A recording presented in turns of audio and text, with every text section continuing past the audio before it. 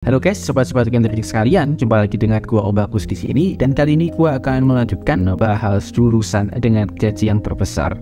Biarpun kita semua tahu jurusan yang terbesar itu didominasi jurusan teknik dan juga kedokteran, tapi kenyataannya sih masih ada jurusan-jurusan yang punya potensi gaji besar dan jurusan science non teknik buat kalian yang nggak terlalu pede untuk masuk ke bidang teknik. Jadi kita bakal bahas nih jurusan dengan gaji terbesar untuk rumput sains murni non teknik. Oke, pesan sponsor dulu. Di channel ini gue biasa bahas soal konten edukasi, keuangan personal, dan juga psikologi positif. Buat kalian yang merasa video macam ini cocok buat kalian, jangan lupa buat subscribe channel ini. Dan juga buat kalian yang merasa video ini bermanfaat buat kalian atau mungkin teman kalian, jangan lupa yang pertama like dulu videonya, kemudian share video ini ke teman kalian yang kira-kira membutuhkan ya. Oke, seperti yang udah gue sebutkan tadi, kita kembali lagi bahas jurusan dengan gaji terbesar dengan kriteria penilaian gaji. Dan di sini kita fokus ke jurusan lain yang tidak masuk jurusan teknik, tapi merupakan jurusan dengan gaji yang terbesar. Karena bosan sih kita ngomong jurusan dengan gaji besar, ya pasti larinya antara teknik atau kedokteran. Jadi yang non teknik non kedokteran, mana kira-kira yang jurusan ini yang gajinya yang terbesar. Kita mulai dulu dari yang gajinya bagus ke yang terbaik di rumput science. Kita mulai dari yang pertama adalah jurusan matematika. Jadi jurusan matematika ini merupakan jurusan yang cukup riskan ya kalau kita mau masalah pengangguran, karena memang seorang lulusan matematika murni yang tidak bisa menjadi matematikawan akademisi, mereka itu akan kesulitan mencari pekerjaan. Tapi sebenarnya kalau kita ngomong nih, lulusan matematika yang mendapatkan pekerjaan itu punya potensi mendapatkan gaji yang besar ya, khususnya lulusan matematika yang punya fokus ke matematika terapan yang memang dibutuhkan, let's say artificial intelligence dan juga matematika aktual ya. Biarpun tidak mesti fokus ke situ pun, teman-teman yang bisa menjadi orang matematika perbankan sangat kepake. Dan matematika ini termasuk kalau bicara penggajian itu ya pada batas kelayakan, dengan tanda kutip teman-teman ambil aja fokus matematika yang terapan, karena kalau matematika murni itu memang sulit ya, teman-teman perlu upskilling atau nambahkan yang lain. Kalau matematika murni ya perhitungannya tidak dapat dibuktikan di dunia nyata. Selanjutnya adalah jurusan kebumian. Dalam hal ini jurusan ini namanya jurusan kartografi dan penginderaan jauh. Ini adalah saudara dekat sebenarnya dengan jurusan teknik geodesi dan geomatika, karena jurusan kartografi ini fungsinya pembuatan peta jarak jauh ya. Biarpun begitu, lulusan kartografi dan penginderaan jauh ini nggak cuma jadi kartografer yang bikin peta doang, tapi secara umum sih kalau katakanlah mereka bisa mengerjakan survei-survei di industri yang bisa menggaji mereka besar, katakanlah survei topografi itu memang punya potensi penggajian yang bisa dibilang baik ya. Biarpun kalau kita ngomong jurusan kebumian itu, jurusan kartografi ini belum tergolong yang terbaik, tapi itu tergolong baik ya di teman-teman yang punya minatan di perpetaan. Dan awalnya mungkin ada yang punya fokus di geografi gitu, lebih baik teman-teman itu fokus ke kartografi ini saja. Masih sebelahan ya, satu fakultas, tapi prospek kalau sisi penggajian masih tergolong baik. Biarpun untuk lowongan itu nggak seluas jurusan kebumian favorit. Selanjutnya adalah jurusan kesehatan masyarakat, dan juga adik jurusannya yaitu jurusan K3, yaitu kesehatan dan juga keselamatan kerja.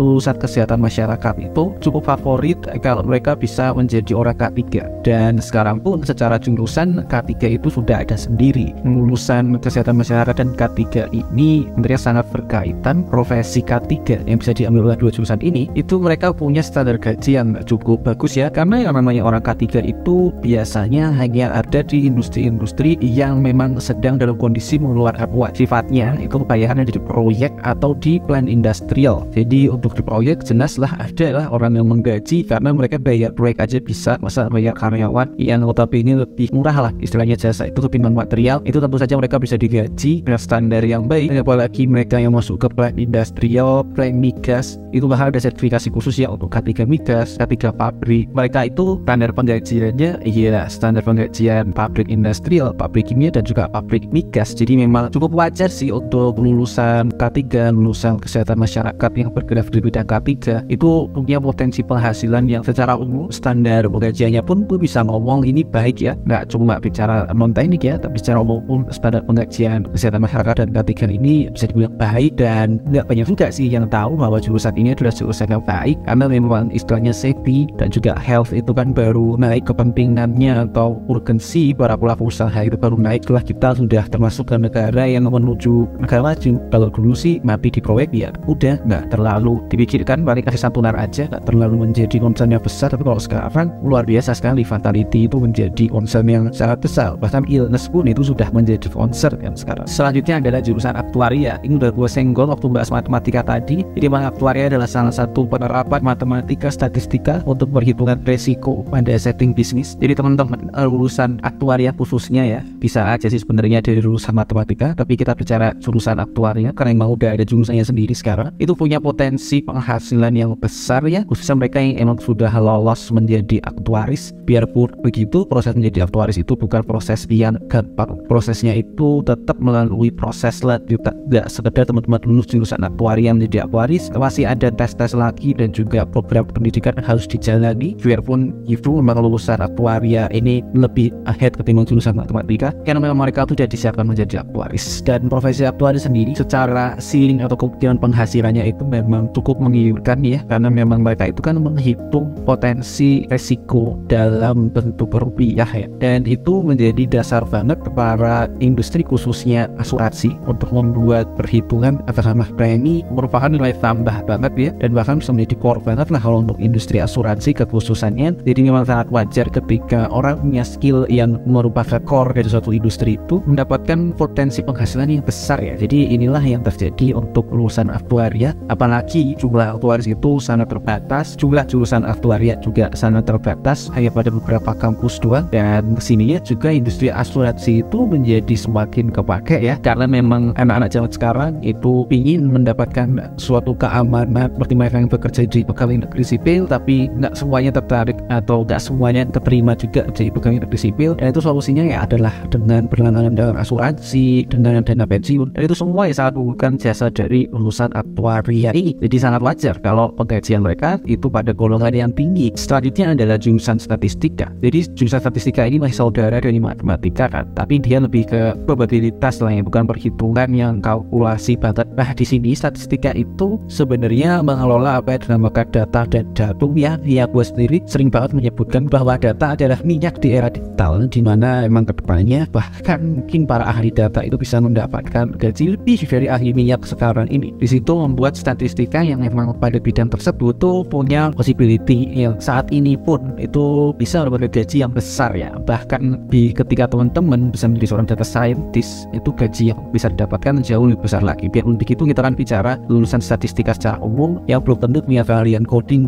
seperti seorang data scientist. Dan di sini potensi penghasilan mereka itu memang menjadi sangat besar, karena memang lulusan statistika pun itu bisa menjadi aktuaris seperti lulusan matematika, seperti lulusan aktuaria. Jadi possibility-nya itu sangat luas, gaji yang bisa didapatkan itu sangat potensial untuk tinggi. Dan bahkan jurusan statistika ini kalau di IPB sudah menjadi jurusan yang sangat favorit banget. Jadi secara sosial pun sudah terbukti lulusan statistika itu umum untuk mendapatkan gaji besar saat ini. Selanjutnya kalau kita bicara non teknik gaji besar, yaitu jurusan kedokteran dan jurusan kedokteran gigi. Ini udah gue bahas di video sebelumnya, yaitu kedokteran dan kedokteran gigi ini beda jurusan, keduanya punya nasib yang berbeda, pendidikan yang berbeda, syarat yang berbeda juga untuk menjadi profesi dokter atau profesi dokter gigi, masa studi yang berbeda. Tapi secara umum sih untuk penggajian sebenarnya sudah nggak terlalu disangkakan lagi, nggak terlalu ditanyakan lagi ketika mereka itu punya standar gaji yang cukup tinggi ya untuk lulusan umum yang sudah menjadi dokter atau dokter gigi. Biarpun tidak tinggi banget, nggak kayak orang lulusan teknik. Dan itu memang rada berbeda lagi ketika teman-teman dari lulusan kedokteran ambil program profesi dokter spesialis atau PPDS. Untuk program dokter gigi ya PPDJS, mereka itu ceiling income atau potensi pendapatannya itu bisa jauh lebih tinggi lagi. Tapi intinya sih pesannya jurusan ini pun ada permasalahan juga, yaitu jurusan ini nggak untuk semua orang, seleksi yang sangat ketat, biaya kuliah yang sangat tinggi, tingkatannya pun sudah sultan ya. Kalau jadi sekarang mau ambil kedokteran itu biasanya ya antara anak dokter atau anak orang kaya. Jadi yang memang adalah yang ada hubungan dengan para elit kedokteran untuk bisa menjadi dokter. Biarpun itu tidak berlaku secara umum, karena istri gue sendiri adalah anak dari non dokter yang menjadi dokter. Tapi ya kenyataannya sih memang jurusan dokter ini tidak semulus itu ya. Tapi kalau kita bicara masalah penghasilan potensinya, ya standar yang dicapai itu memang cukup tinggi, cukup layak kalau dibandingkan dengan kehidupan umum. Tapi kalau secara sains ya layak secara umum, bisa dibilang tinggi juga, apalagi yang udah ambil PPDS dan PPDJS. Selanjutnya adalah lulusan fisika, tapi khususnya untuk subfisika material dan fisika instrumentasi. Jadi fisika material dan fisika instrumentasi itu agak berbeda sama lulusan fisika murni ya, karena mereka biarpun mereka lulusan fisika, tapi kalau untuk konsentrasi material dan juga instrumentasi itu mereka sangat dipakai di industrial plant, khususnya ya plant-plant besar ya, atau pabrik-pabrik besar, bahkan pabrik kimia, bahkan migas juga, dimana memang ada posisi dimana lulusan fisika material dan fisika instrumentasi ini bisa menjadi seorang engineer. Karena lulusan fisika itu bisa banget menjadi engineer kalau mereka tahu ilmu terapan yang diambil untuk mengambil kekhususan engineering di sana. Karena fisika memang adalah ibu dari ilmu teknik, tapi kalau kita ngomong fisika itu teknik atau bukan, ya bukan. Tapi mereka bisa menjadi engineer dan diterima di Persatuan Insinyur Indonesia asalkan mereka punya bukti pernah bekerja menjadi engineer. Di sini fisika material dan fisika instrumentasi itu punya nasib yang berbeda. Mereka ada posisinya sendiri menjadi material engineer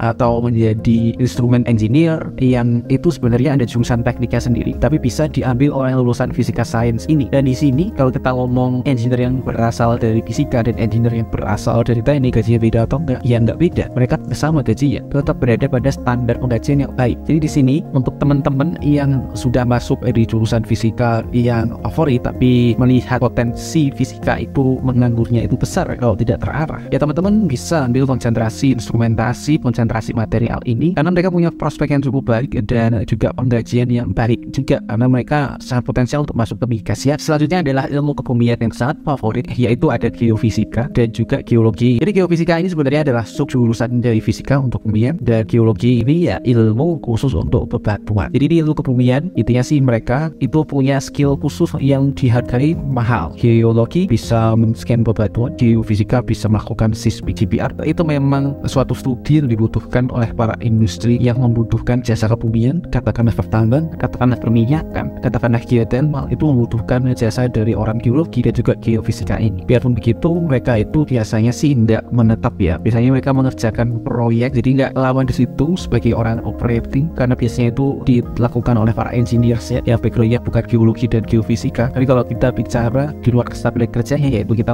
fix masalah gaji, orang-orang yang melakukan proyek kebumian, proyek geologi, proyek geofisika, itu biasanya gajinya besar banget sih. Dan enaknya lagi sih mereka ini nggak terikat dengan suatu industri, katakanlah mereka itu bisa saat ini mengerjakan perminyakan, bisa saat ini mengerjakan pertambangan, tapi besok bisa aja kerja di BMKG, karena ya pas skill setnya itu tidak spesifik dengan suatu industri. Apalagi industri pertambangan, industri perminyakan itu dikatakan akan sunset suatu saat atau akan berhenti lah di suatu saat nanti ketika sumber daya energi terbarukan menjadi lebih ekonomis. Teman-teman dengan background geofisika, geologi itu bisa shifting ke yang lebih terbarukan lagi, katakanlah geothermal, itu bisa banget. Dengan jurusan lain mungkin akan agak sulit, agak gengsi, karena ada nama industri jurusan mereka, katakanlah yang teknik pertambangan untuk pertambangan, teknik perminyakan untuk perminyakan. Ya kalau geofisika nggak seperti itu. Selanjutnya kita bahas jurusan informatika ya. Seberapa sering gue bahas jurusan informatika, dan akan selalu gue ingatkan buat jurusan informatika ini, biarpun dia jurusan teknik di masa depan, jurusan yang punya potensial besar ya, tapi kenyataannya memang jurusan informatika ini penuh masalah. Tidak semua dari lulusan informatika itu bisa mencapai posisi yang bisa mencetak gaji yang besar. Katakanlah let's say langsung aja software engineer, tidak semua lulusan informatika bisa coding. Banyak dari mereka yang lolos dari jurusan ini mendapatkan gelar sarjana tanpa punya skill set khusus. Jadi mereka cuma skripsinya nggak tahu pakai apa, atau mungkin skripsinya cari yang gampang aja, yang penting lulus, dosennya ngelulusin, akhirnya mereka nggak dapat skill khusus. Dan mereka juga kalau dibandingin sama saudaranya sistem informasi, dimana orang sistem informasi itu lebih jago lah kalau dari sisi mulut, karena mereka juga belajar manajemen. Kalau informatika fokusnya di teknis, dan mereka lolos tanpa ilmu teknis, itu akan menjadi masalah buat teman-teman yang punya background informatika. Kali ini gua akan membahas yang tidak bermasalah, atau istilahnya teman-teman informatika yang bisa mempelajari skill teknis yang bisa dijual dengan harga tinggi. Misalnya teman-teman yang bisa coding, bisa routing, bisa hal-hal teknis tertentu, sampai white hat hacking, itu orang-orang itulah yang sebenarnya punya potensi gaji besar. Bukan orang-orang yang kak saya nggak bisa coding, saya enaknya ngapain. Itu ya orang-orang seperti itu paling menjadi IT support, bahkan bisa menjadi IT superman yang disuruh kerja sampai malam, suruh menjadi pembantu teknis. Hal seperti itu yang cuma percaya tidak membutuhkan skill dan yang membutuhkan pengetahuan singkat tentang IT, itu bisa menjadi opsi, tapi itu bukanlah yang gajinya besar. Karena biasanya gajinya itu cukup mengenaskan ya untuk lulusan informatika yang nggak bisa kalian teknis spesifik. Sehingga ya kalau kita bicara potensi gaji besar, informatika ini jurusan yang mempunyai potensi gaji besar. Tapi ini kita bicara potensi, kita nggak bicara semua.